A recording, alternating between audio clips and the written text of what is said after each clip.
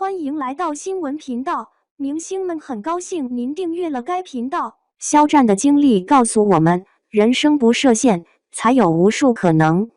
肖战站在聚光灯下，微微扬起下巴，眼神里闪烁着坚定的光芒。这个从设计师转型为歌手，再从歌手蜕变为演员的年轻人，用10年时间完成了一场华丽的跨界冒险。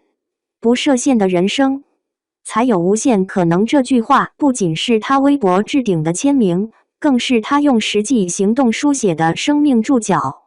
2015年的夏天，重庆工商大学毕业的设计系高材生肖战做出了让所有人意外的决定。他放弃了稳定的设计工作，参加选秀节目《燃烧吧少年》。这个选择在当时看来近乎疯狂。24岁的高龄参赛，没有专业舞蹈基础，甚至因为声带小结差点失去嗓音。但正是这种不给自己设限的勇气，让他从数万选手中脱颖而出。训练期间，他每天练习舞蹈到凌晨，用矿泉水瓶抵住喉咙发声，最终在总决赛中以主唱身份带领团队夺冠。偶像团体 X9 少年团时期，肖战开始尝试多期发展。当其他成员专注于唱跳时，他悄悄报名表演培训班，从零开始学习演技。2016年首次触电超星星学员，生涩的表演遭到群嘲，但他把批评截图存在手机里鞭策自己。3年后陈情令的为无限惊艳世人。那个把老祖演活的青年演员，正是当初被嘲面瘫的新人。这种蜕变背后，是他坚持不给自己贴标签的信念，不因偶像身份限制戏路，不因非科班出身降低标准。2020年的舆论风暴将肖战推向风口浪尖，常人难以想象的网络暴力几乎摧毁他的事业。但低谷中的他选择用行动说话，话剧《如梦之梦》连演72场，每场谢幕时汗水浸透戏服。王牌部队里为演好军人减重15斤，在40度高温下完成战术动作。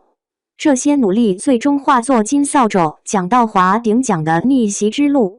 当被问及如何度过至暗时刻，他说：“把不可能3个字从字典里删除，就会发现所有困境都藏着转机。”跨界是肖战突破边界的重要方式。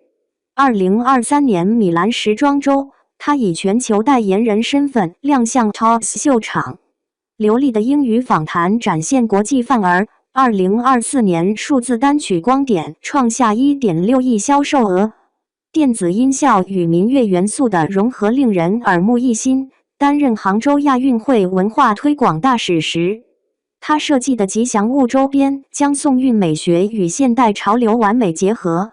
这种多元探索印证着他的话：人生不该是单选题，尝试的勇气比标准答案更重要。在公益领域，肖战同样打破常规。他创立的战役助农直播不仅带货农产品，更邀请农科专家在线答疑。爱心图书室项目采用粉丝捐书加明星配套的创新模式，已建成147所乡村图书馆。这些实践体现了他对影响力的理解。明星光环不该是枷锁，而应成为照亮他人的火炬。正如他在遇见扶贫时所说：“公益不是施舍，是彼此赋予能量的过程。”2025年春天，肖战做出新尝试，以艺术总监身份参与故宫文创开发。从《如梦之梦》的莲花元素到玉骨窑的敦煌配色，他一直致力于传统文化现代化表达。这次他提出让文物讲故事的理念，设计的24节气系列数字藏品上线及售罄。面对赞誉，他在采访中分享：“所谓天花板，往往是自我设限的投影。拆掉思维里的墙，才能看见更广阔的星空。”回望肖战10年历程，从素人到顶流，从被质疑到被认可，每个转折点都闪耀着不设限的智慧。他拒绝被流量明星定义，用作品说话，不惧跨界的陌生感，把每次尝试都当作重生，甚至在遭遇全网黑时，仍坚持所有经历都是养分。这种生命态度影响着数百万粉丝。有考研5战上岸的小飞侠，有辞去铁饭碗创业的服装设计师，他们在肖战微博下留言：谢谢你让我相信，人生真的可以有无限可能。站在34岁的新起点，肖战正筹备个人巡回艺术展，将绘画、音乐、影像装置融为一体。展览预告片中，他站在十字光影中说：限制我们的从来不是年龄、身份或外界眼光，而是自我认知的边界。